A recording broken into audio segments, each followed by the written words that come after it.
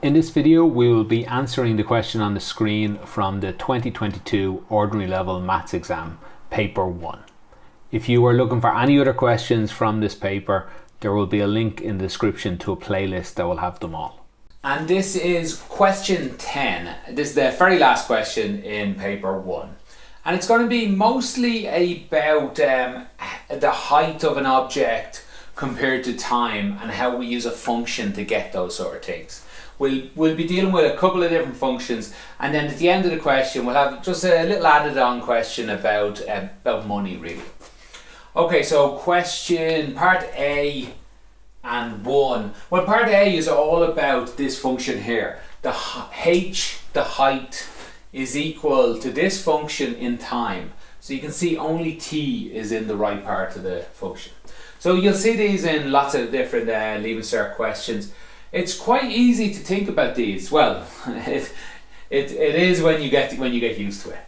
So if they ask you about a time, you just put that time in. If they ask you about when t is 0, just put t equals 0. Just replace t with 0. If they ask you about t equal 5, replace t with 5. And in fact, part 1, that's exactly what they do. They tell you a story, but really the important part is when the ball is hit, or they even spell it out. They say t equals 0. What's the height? Well, the height is h. And when you ask what is h? Well, h equals minus 2, but instead of t, it's a 0 squared. And we'll put a bracket so we're not confused. Plus 5, instead of t, there's a 0. Plus 1.2. So that's how you do these questions. If they asked you when t equals 2, it's the same. Instead of 0, there's a 2. T equals 8, instead of 0, there's an 8. Okay, the other easy thing about 0. 0 multiplied by 0 is 0. 0 multiplied by everything is 0. 0 by 5, 0. When you get used to these questions and they tell you something 0, I can very quickly just go 0, 0. The answer is 1.2, because that is 0, this is 0, and that's all that's left. So when they ask you the question, what is the height when the ball is hit, or what is the height when t equals 0? Well, the height is 1.2 meters. As I said, part 2 will be something similar. Instead of t being 0, this time they're telling us t is equal to 2.4. They tell us it in a story form. They say the ball is caught after 2.4 seconds. So that's just the time is 2.4. T equals 2.4. How high was the ball, or what is the height? They're asking you what is h? Well, h equals, again, h equals is right up here. H equals minus 2. Instead of t, I'm going to put in 2.4 squared and multiply it. Plus 5 times 2.4 plus 1.2. Now you can go ahead and put all of this into a calculator, but I find it's sometimes better just to do each individually. So, because a lot of students just make mistakes on their calculators when they try and do a big sum. You're just going to have to decide yourself. If you think you're good enough at the calculator to do it all in one go, you will save 5 seconds. It's not going to be much, so I would suggest most students just do it each individually. This first one would come out minus 2 times 2.4 times 2.4 again would be minus 11.52. I think that's what my calculations say. 5 times this is 12, and 1.2 doesn't change. Put that all together and you will get 1.68 meters. Again, if you put all this in a calculator, that's fine as well, once you don't make a mistake. Even if you make a mistake, if you've shown the examiner all this work, they should be nice enough to you. Okay, part 3 mixes it up slightly, but only slightly, and this is still very common. They tell us the height is 3.2. H is equal to 3.2. This time they didn't tell us t equals, they told us h equals. And they ask us after how many seconds is that the height, basically. There's something a little extra I'll deal with at the end of the question. But basically they're telling you the height, they're asking you to find t. Before they told you t, I want you to find h. So we just, again, write this whole formula. This is the formula that we're going to be using here. We just, instead of h, we write 3.2 equals minus 2t squared plus 5t plus 1.2 plus 1.2. This is a quadratic equation. We just need to clean it up a bit to make it look a bit more used. This 3.2, a quadratic equation we want equals 0. So we'll move this 3.2. Also we'll move the equals down to, well, you know, let's do it one stage at a time. 0 equals minus 2 t squared plus 5t. We took 3.2 away. We better take 3.2 away from here. So that'll get us minus 2. And instead of having equals 0 on the left, that just confuses a lot of students. We can just write it on the right. If something equals 0, well, it still equals 0 on the right side. It's no different. This is just a small little change to make it look pretty. Okay, we have a quadratic equation. We can go ahead and solve this now with the minus b formula. I know a lot of students like that, but I think we can do this one in our head.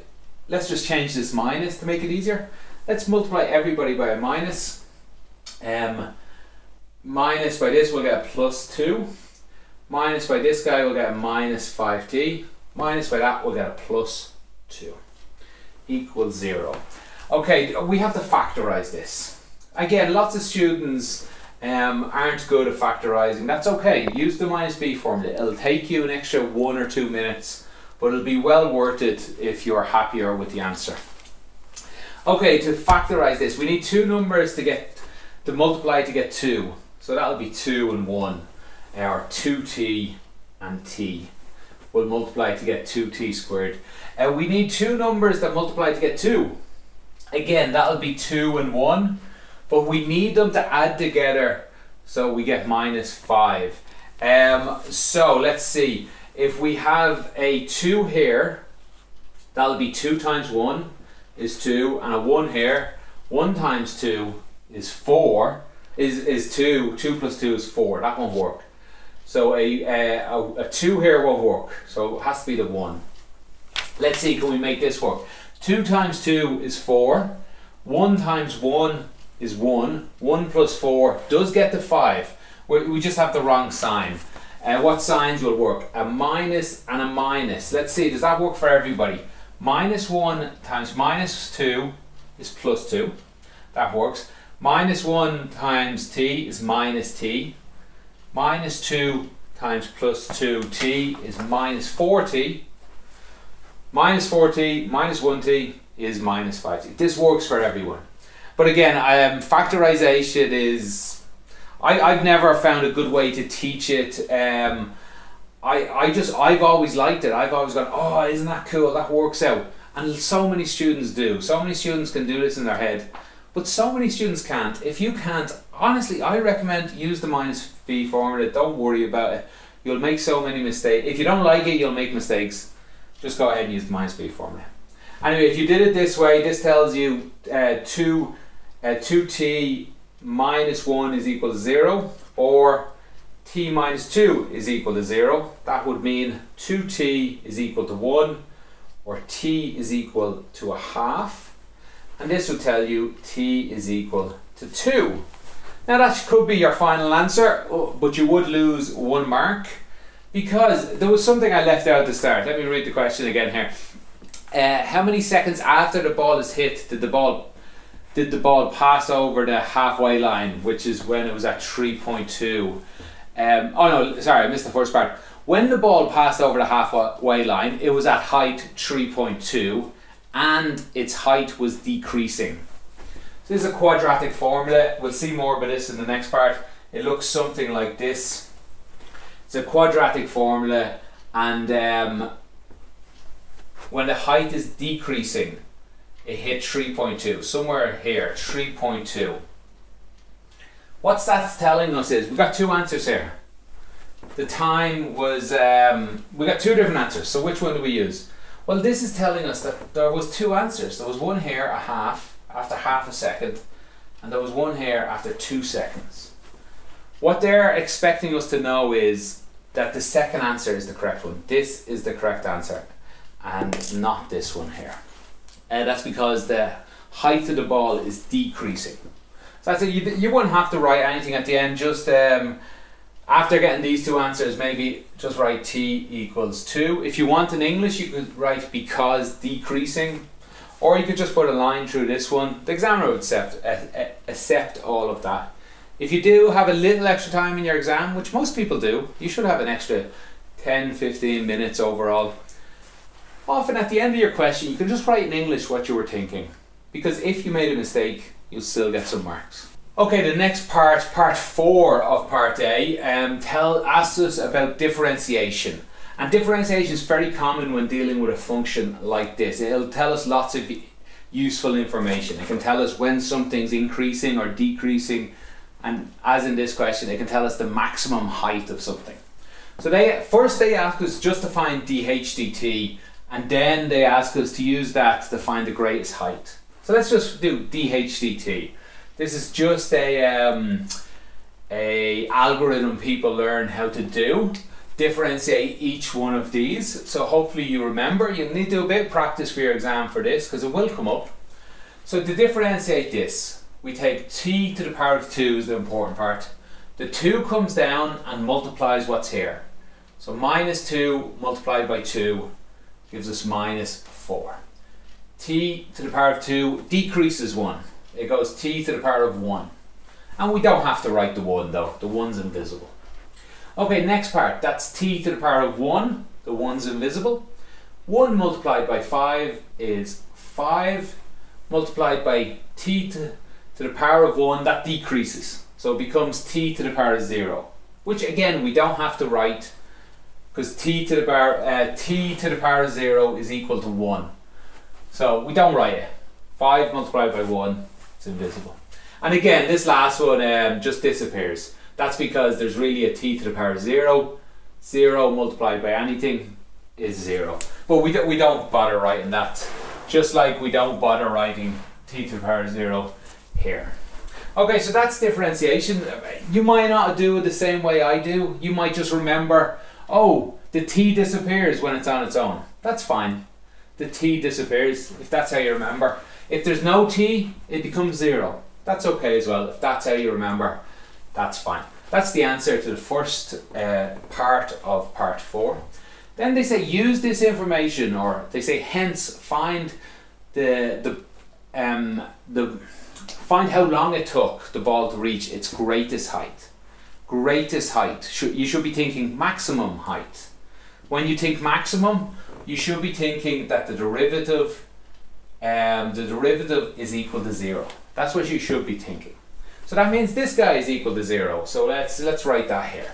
Minus 4t plus 5 is equal to 0 at the maximum height. So we're going to be able to find t from this.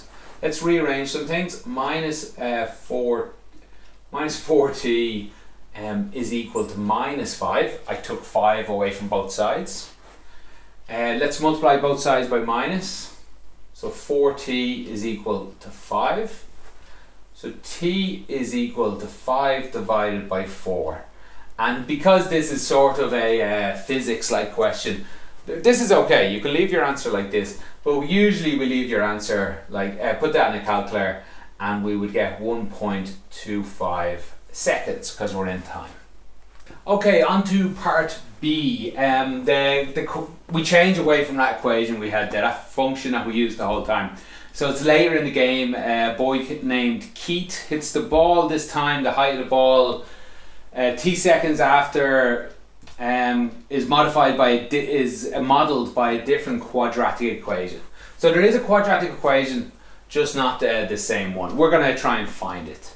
So they give us a bit of information. They say this time the ball was 1 meter high when Keith hit it. They tell us the greatest height was 5 after 2 seconds, and a few other, we'll get into that in a moment. Basically, they want us to find 3 points that the ball was at. So the first one they tell us the ball was 1 meter high. So the ball was at, this is height over here, and this is time. The ball was 1 meter high when he hit it, and we're starting when he hit it. So 1 point there. And what does that look like? That's 1 is the y part, 0 is the x part. So it doesn't matter which you do first. Some students might do this, then go to this. But whichever way you want. There's more information there. They tell us the greatest height is 5 meters. So there's 5 meters. And this was after 2 seconds. So 2 seconds is 5 meters. And again, we can put that in as a point. After 2 seconds, we were 5 meters. So that's what they want us to do here. The third one I thought was actually very tricky, because the next bit of information they tell us is it hit the ground without being caught. And now the ground is down here, it's 0 height. So I thought, oh well, maybe it's 0 and then the time. But that's actually a bit of a trick. So what we should do here is draw our picture first. This is the maximum height. So I now know the shape. Looks like this. And it then looks something like this. And it tells us find 3 points. So again, I was thinking, oh, what's this point here? I know it's 0, but what's the time at? And that was just a red herring, it's called, something to try and trick you. The point you really should look for is this point here. And that's because if we ever know the middle of a quadratic, and that's what the maximum or minimum is, it's the middle. I'll put a little dotted line down here. A quadratic equation is like a mirror. It folds around it. So if I know any point on the left, I should know the point on the right. So if this point's 1, this point is 1. This height here is 1. If this is 0 to 2, that's 2 away from the middle. Well, this guy should be 2 away from the middle. 2 away, he should be 2 away. The middle is 2, so this guy is 4. That's how we get the third point. A bit tricky that is, not every student probably would have got that. Oh, I'm sorry, I thought we were going to find this quadratic equation now, but I guess that's more of an honours level question. No, let's go ahead, we'll move on to part C. Okay, part C, it feels like just added on question. They probably ran out of ideas for the functions and said, oh, let's just throw in a couple of questions about money. Because at this time they're just telling us Keith bought a hurl and it costs €33. But he gets a student discount of 15%. Work out the price he pays for the hurl. Okay, there's a couple of ways to do this question. How I always like to start it is, I start with the numbers they give me, €33. And I ask, what percent is that? And in this case, that'd be 100% of the price. He's going to get a discount later. So €33, I'll put a little line here, not an equals, but something. Is 100%, and we want to find out what the price he pays. There's 2 ways to do that. You could get 85%, is probably the easiest way, because that's what he pays. He gets 15% off, so he only pays 85%. Or you could find 15%, find the discount, and then just take it away from 33, whichever way you want. But I would always start the same. 33 is 100%, so I always just find what's 1%. To get from 100 to 1 is easy, divide by 100. So I just do the same over this side, 33 divided by 100. Now I get to 1%. And you put that on your calculator, it's just 0.33333, goes on forever. Now you just need to get to whichever way you want it, 15 or 85.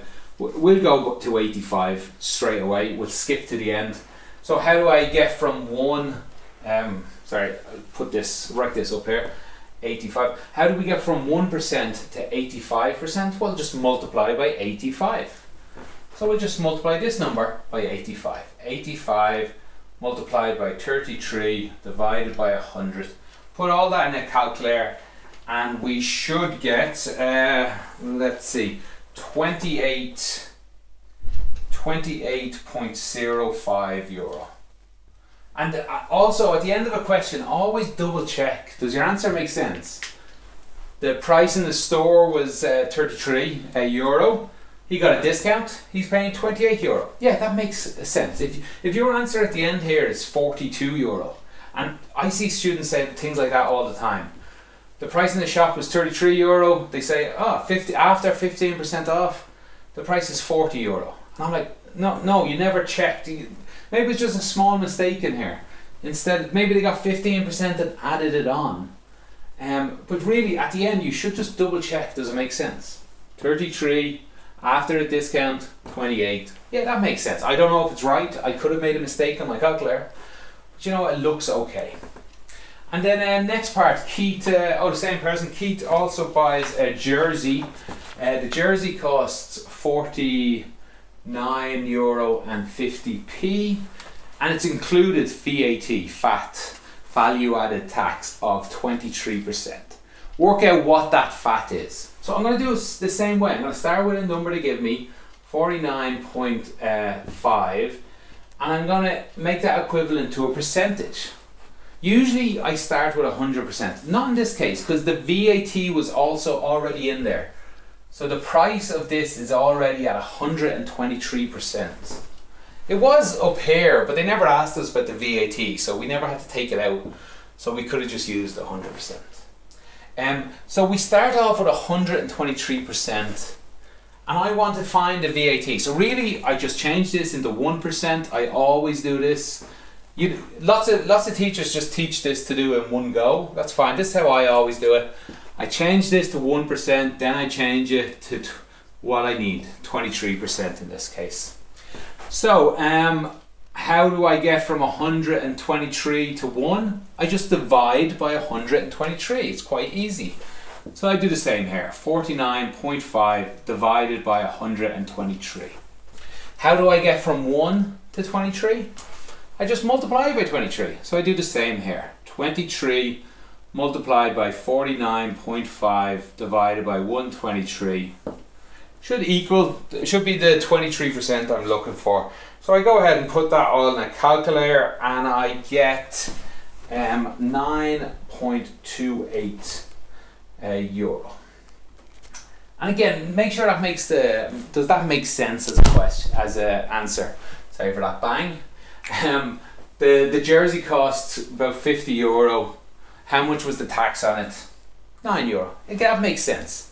If the jersey costs €50 and the tax was €100, oh, something's gone wrong.